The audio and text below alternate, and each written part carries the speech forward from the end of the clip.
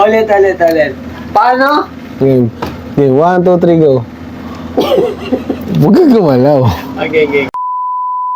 Paano nga ba i-search ang location ng job hunting mo? Natawa ka naman yun. Mamaya, seryoso na ako. Tumawa na. Tumawa. Dapat tayo seryoso. Sige, gagawa ko din ng laro. Game niya. Huwag tayo siya seryoso. Okay. Ikaw kasi yung may gawa. 1, 2, 3, go. Kamusta? Paano nga ba i-search ang location ng job hunting mo? Tumatawa yung nag-video saan. Punta ka lang dito, napakadali lang ha. Click mo itong attach case button.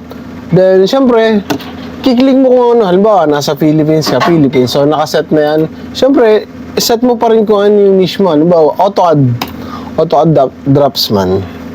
So, punta ka lang dito. May makikita ka dito ng mga related na kung ano yung school mo. Ibig sabihin, mas malapit sa'yo, mas related sa'yo. Try natin to. So, click mo lang yan, easy to apply. Yan. So, click mo lang din yan. Yan.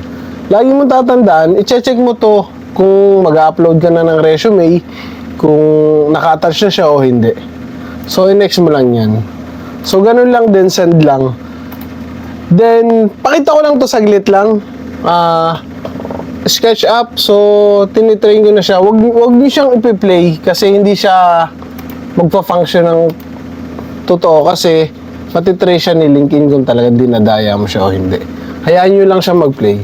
May mga comment pa kayo, may mga tanong kayo. Comment lang, salamat.